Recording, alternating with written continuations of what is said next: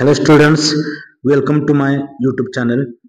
आज आपण introduction to polymer chemistry हा ऑर्गॅनिक केमिस्ट्री मधला सगळ्यात इम्पॉर्टंट टॉपिक जो आहे या टॉपिकवरती जे प्रिव्हियसली इयर आस्क्ड क्वेश्चन जे आहेत जे 2023 एक्झामिनेशन मध्ये विचारले गेले त्याबद्दल आपण डिस्कशन करणार आहोत.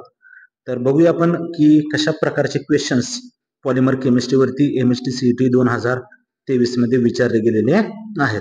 लास्ट सेशन मध्ये आपण बायोमॉलिक्युल्स हा जो काय टॉपिक आहे या टॉपिक वरती जे PYQ विचारले गेलेले आहेत ते आपण वेगवेगळे 2-3 सेशन मध्ये आपण त्याच्यावर MCQ डिस्कशन केलेले आहेत. तर आता अतिशय इंटरेस्टिंग असा हा जो टॉपिक आहे that is introduction to polymer chemistry with professor Raj Shinde आपण आज पाहणार आहोत. तर बघूया,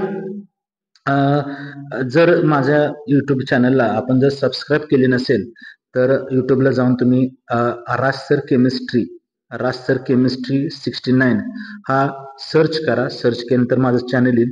चॅनल जो आहे तो क्लिक करून माझ्या चॅनलला तुम्ही नवीन असाल तर सबस्क्राईब करा. जर माझे व्हिडिओज आपल्याला जर आवडले असतील तर त्याला लाईक करा विसरू नका. आणि तुमच्या जे फ्रेंड्स आहेत जे MHT-CET नीट आणि JEE एक्झामिनेशनची तयारी करतात त्या विद्यार्थ्यापर्यंत माझा हा व्हिडिओ काय करा, शेअर करा. ठीक आहे, चला तर मग आपण बघूया. First multiple choice question which is asked in 2023 is. तर पहिला जो क्वेश्चन आहे, क्वेश्चन बघा काय विचारला गेलाय. Which from following polymers is classified into fibres depending on intermolecular forces. आता पॉलिमरचे क्लासिफिकेशन आपण जे पाहिलेलं आहे त्या पॉलिमरच्या क्लासिफिकेशन मध्ये आपण पाहिलं की polymers are categorized on the basis of intermolecular force of attraction, and they are categorized into two types. First one is elastomers and second one is fibers. Okay, तर आपण ऑप्शन्स बघूया. ऑप्शन ए आहे vulcanised rubber आहे दिलेला. Option A आहे vulcanised rubber. Second option जो दिलेला आहे तो ऑप्शन आहे बुनायस. ऑप्शन 3 आहे टिरलिन आणि ऑप्शन 4 आहे पॉलीस्टायरेन. आता विचारलं आपल्याला काय फायबर कोणता आहे, तर आपल्या सर्वांना माहिती आहे की टिरलिन जे कंडेन्स्ड पॉलिमर आहे, टिरलिन जो कंडेन्स्ड पॉलिमर आहे विच इज ए फायबर, तो फायबर म्हणून काम करतो की ज्याचा वेगवेगळ्या टेक्सटाईल इंडस्ट्रीमध्ये रेकॉर्डिंग टेप्स असतील किंवा वेगवेगळे अजून वेगवेगळे प्रोडक्ट्स तयार करण्यासाठी यूज केला जातो. त्याचबरोबर तुम्ही बघता की तर जस्ट रेनकोट जो आहे हा रेनकोट तयार करण्यासाठी सुद्धा त्याचा फायबरचा यूज केला जातो. चला नेक्स्ट MCQ जे आहे MCQ number 2, identify the use of high density polythene from following. आपल्याला विचारला काय की हाय डेन्सिटी पॉलिथिन दिले. आपल्याला माहिती आहे की पॉलिथिन जे पॉलिमर आहे under different condition of temperature and pressure, temperature difference आणि प्रेशर वरून आपण दोन प्रकारचे पॉलिथिन पॉलिमर्स तयार करू शकतो. एकाचं नाव आहे LDP आणि दुसरा कोणता आहे HDP. आता HDP म्हणजे काय आहे तर हाय डेन्सिटी पॉलिथिन. या हाय डेन्सिटी पॉलिथिनचा यूज काय आहे हे विचारला गेलाय बघा. ऑप्शन ए दिलेला आहे insulation of electric cables. Electric केबलचे इन्सुलेशन करण्यासाठी आपण त्याचा यूज करू शकतो. सेकंड ऑप्शन आहे मॅन्युफॅक्चर ऑफ टॉयज, खेळणी तयार करण्यासाठी यूज करू शकतो. सबमराईन केबल इन्सुलेशन म्हणजे सबमराईन जे पार्ट्स असतात, केबल्स असतात त्याच्या इन्सुलेशन मध्ये. आणि लास्ट आहे प्रोड्युसिंग एक्सट्रुडेड फिल्म्स. हे 4 ऑप्शन दिले आहेत आणि ह्याच्यामध्ये करेक्ट ऑप्शन आपल्याला काय करायचं सांगायचं आहे. It is very important and simple question आणि त्याचा आन्सर असणार आहे मॅन्युफॅक्चर ऑफ टॉयज. म्हणजे जे टॉयज आहेत दिसतात तुम्हाला, लहान मुले जे खेळतात टॉयज आहेत, वेगवेगळे बकेट्स कंटेनर वगैरे असतील ते जनरली तयार करण्यासाठी त्याचा यूज केला जातो. So B option is the correct option. Okay, so next question, question number 3, identify the polymer obtained from. आता आपल्याला काय करायचं, पॉलिमर ओळखायचा आहे. कोणता पॉलिमर दिलाय तो. स्ट्रक्चर मध्ये इमेज दिसते तुम्हाला, त्या इमेज मध्ये 2 स्ट्रक्चर दिले. They are 2 monomers. First one we called as one three butadiene. काय नाव आहे त्याचं, 1,3-ब्युटाडाइन.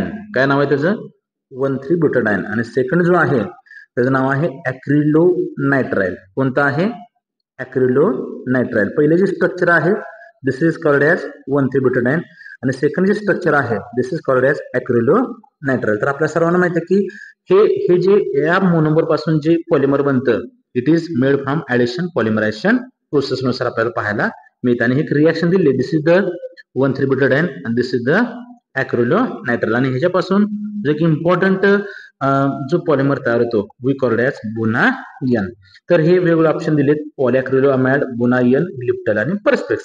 So Buna N is the correct answer. कारण त्याचे वेगवेगळे जे ऍप्लिकेशन्स आहेत डे टू डे लाईफ मध्ये, वेगवेगळ्या इलेक्ट्रिकल इंडस्ट्रीमध्ये जे रबर वूड्स वगैरे तयार केले जातात त्या ठिकाणी याचे यूज पाहायला मिळतात. चला next 4 number MCQ. Which from following polymers is used to obtain plastic dinnerware. आता प्लॅस्टिक डिनरवेअर तयार करण्यासाठी कोणतं जनरली प्लॅस्टिक यूज केलं जातं किंवा कोणतं पॉलिमर यूज केलं जातं असा क्वेश्चन आहे. ऑप्शन आहे बेकलाइट, ए ऑप्शन आहे बेकलाइट, बी आहे टेफ्लॉन, थर्ड आहे मेलामाइन फॉर्मल्डिहाइड रेझिन आणि फोर्थ आहे पॉलिॲक्रिलानायट्राइल. तर हे 4 आपल्याला दिलेले आहेत आणि याच्यामध्ये जर बघितलं आपण तर करेक्ट आन्सर जे असणार आहे ते करेक्ट आन्सर कोणतं आहे? Melamine formaldehyde resin. का? कारण मेलामाइन फॉर्मल्डिहाइड रेझिन जे आहे ते 2 मोनोमर पासून तयार झालेला आहे. पहिला जो मोनोमर आहे दॅट इज मेलामाइन आणि सेकंड जो मोनोमर आहे दॅट इज फॉर्मल्डिहाइड. 2 पासून तयार झाले. आता हे जी खासियत काय आहे हे का महत्वाचं आहे बघा. कारण याच्यापासून जर आपण अशी प्लॅस्टिक डिनरवेअर्स जर तयार केले, आपण बघतो की mostly we have to use such a type of plastics in our modern kitchen. Modern kitchen मध्ये अशा प्रकारचे प्लॅस्टिक किंवा असे डिनरवेअर्स तयार झाले आपल्याला पाहायला मिळतात. का? कारण they are its durability is high. त्याचा टिकाऊपणा जास्त आहे, हिट रेझिस्टिंग टेंडन्सी जास्त आहे त्याची. त्याचबरोबर वेगवेगळ्या प्लेट्स असतील, बाउल्स असतील, युटेन्सिल्स असतील हे जनरली त्यापासून काय केले जातात? यूज केले जातात. त्याच्यावर कोणत्या प्रकारचे स्क्रॅचेस तयार झाले पाहायला मिळतात, कोणत्या प्रकारचे डाग त्याच्यावर पडले गेले पाहायला मिळत नाही. असे स्पेशली डिझाइनड आपण प्लॅस्टिक वेअर्स हे आपण मेलामाइन फॉर्मल्डिहाइड रेझिन पासून तयार करू शकतो. So C is the correct option. Next one that is MCQ number 5. Which among the following is an example of branched chain polymer. आता विचारलंय काय तुम्हाला? ब्रँच्ड चेन पॉलिमर कोणता आहे विचारला आहे.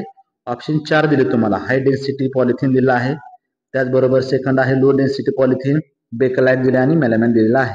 4 विचारले. आपल्या सर्वांना माहिती आहे की विचारलं काय तुम्हाला? ब्रँच्ड चेन पॉलिमर. आणि ब्रँच्ड चेन पॉलिमर कुठला असणार आहे? Low density polythene. म्हणजे लिनियर जे स्ट्रक्चर असणार आहे त्या लिनियर स्ट्रक्चर मध्ये स्मॉल ब्रँचेस तुम्हाला पाहायला मिळतात आणि they are prepared at this condition की ज्यामध्ये 1000 to 2000 ॲटमॉस्फिअर प्रेशर आहे आणि टेम्परेचर कंडिशन तुम्हाला दिलेली आहे. त्या कंडिशन मध्ये आपण अशा प्रकारचे पॉलिमर्स काय करू शकतो? तयार करू शकतो. त्यानंतर MCQ नंबर 6 आहे. Identify the monomers used to prepare novolac. आता नोव्हेलॅक आपल्याला पॉलिमर तयार करायचं आहे. त्याचे ऑप्शन्स दिले आहेत. ऑप्शन ए आहे आयसोप्रीन, ऑप्शन बी आहे 1,3-ब्युटाडाइन, ऑप्शन सी आहे फेनॉल फॉर्मल्डिहाइड आणि लास्ट ऑप्शन आहे मेलामाइन. हे 4 ऑप्शन दिलेले आहेत आणि आपल्या सर्वांना माहिती आहे नोव्हेलॅक जे आहे ते नोव्हेलॅक आपण फेनॉल आणि फॉर्मल्डिहाइड यांच्यापासून आपण काय करू शकतो? तयार करू शकतो. So C option is the correct option. Next MCQ that is MCQ number 7. Which from following statements is not true about natural rubber. तुम्हाला काही स्टेटमेंट दिलेत आणि त्यातलं बरोबर कुठलं नाही हे ओळखायचं आहे. ऑप्शन ए दिलेला आहे बघा. ऑप्शन आहे A it is a linear polymer. Option B आहे in this polymer chain has coiled structure. Option C आहे in this polymer chains are held together by weak van rubber forces आणि option D दिलाय it is obtained from chloroprene. तर आपल्याला माहिती आहे की natural rubber जे आहे it is a linear polymer. त्याचं स्ट्रक्चर जे आहे हे कॉइल स्ट्रक्चर पाहायला मिळतं आणि त्याच्यामध्ये वीक वन रबर फोर्सेस पण आपल्याला पाहायला मिळतात. फक्त एकच महत्वाची गोष्ट की नॅचरल रबर हे जे पॉलिमर आहे इट इज मेड फ्रॉम आयसोप्रीन. कशापासून बनतो आपण? आयसोप्रीन. आयसोप्रीन मोनोमर पासून हा तयार करतो. It is not obtained from chloroprene. Chloroprene पासून आपण तयार करू शकत नाही. So D is the correct option of this question. Okay चला next one that is MCQ number 8. Identify the monomer used to prepare Teflon. आपल्याला काय करायचं आहे? मोनोमर ओळखायचं आहे की ज्याच्यापासून टेफ्लॉन तयार करतो आपण. ऑप्शन ए दिलेला आहे C2H4, ऑप्शन बी आहे C2H3N, ऑप्शन सी आहे CONH2 and CH2O आणि ऑप्शन डी आहे C2F4. तर आपल्याला माहिती आहे की टेफ्लॉन म्हणजे काय आहे? तर टेफ्लॉन म्हणजे त्याला आपण अनदर नेम आहे दॅट इज PTAP. काय आहे? PTAP polytetrafluoroethene. हे पॉलिमर आहे की जे टेट्राफ्लोरोइथिन पासून तयार केलं जातं. म्हणजे त्याचं जे काही फॉर्म्युला असणार आहे दॅट इज C2F4 याच्यापासून आपण तयार करू शकतो. So D is the correct option. आणि हे जे वेगवेगळ्या प्रकारचे जे आर्टिकल्स आहेत हे जनरली टेफ्लॉन पासून आपण करू शकतो तयार करू शकतो. चला नेक्स्ट आहे MCQ number 9. Which among the following statements is not true for LDP. आपल्याला लो डेन्सिटी पॉलिथिन आहे त्याच्या करेक्ट स्टेटमेंट कोणतं नाहीये असं विचारलंय. ऑप्शन ए आहे बघा, it needs O2 or peroxide as initiator in the synthesis process. Okay. Option B आहे, it is branched chain polymer. Okay. Next one, it needs low pressure about 6 to 7 atmosphere in synthesis process. आणि last आहे, its melting point lower than high density polythene. तर आपल्याला माहिती आहे की low density polythene करण्यासाठी आपण O2 किंवा पॅरॉक्साईड ॲज इनिशिएटर आपण यूज करतो. त्याचबरोबर ते ब्रँचड चेन पॉलिमर आहे हे पण माहिती आहे. त्याचा मेल्टिंग पॉइंट हाय डेन्सिटी पॉलिथिन पेक्षा कमी असतो माहित आहे. फक्त आता राहिलं सी ऑप्शन जो आहे, कारण ह्याच्यामध्ये विचारलं काय गेले की लो डेन्सिटी पॉलिथिन जे आहे त्यावेळी आपल्याला टेम्परेचर कंडिशन दिले आणि प्रेशर आहे 1000 to 2000 ॲटमॉस्फिअर आणि ते मेन्शन केले 6 to 7 atmosphere. So C is not the correct. C is not the correct information related to LDP. So it is the correct answer. Next one, that is MCQ number 10. Which from following polymers is grouped in the category of elastomers? म्हणजे वेगवेगळे जे काही types आहेत पॉलिमरचे, जे काही ज्यामध्ये आपण classification वगैरे बघतो त्याच्या रिलेटेड क्वेश्चन विचारला गेला आहे. ऑप्शन ए आहे निओप्रिन, ऑप्शन बी आहे टिरलिन, ऑप्शन सी आहे पॉलिस्टायरिन आणि ऑप्शन बी आहे बेकलाइट. तर आपल्या सर्वांना माहिती आहे की इलेस्टोमर जे आहे ते इलेस्टोमर कुठला असणार आहे, निओप्रिन असणार आहे. कारण निओप्रिन जर बघितलं आपण टायर्स असतील, त्याचबरोबर मोबाईलचे कव्हर असतील, जे काय पावसाळ्यात आपण जे काय शूज वगैरे म्हणजे यूज करतो ते, ज्या फोर व्हीलरमध्ये जे कॅबिनेट्स वगैरे असतात त्यामध्ये आतमध्ये जे बॉडी पार्ट असतो तो, वेगळ्या बॉटल असतील, टायर्स असतील, त्या सगळ्यामध्ये आपल्याला इलेस्टोमर्स पाहायला मिळतात.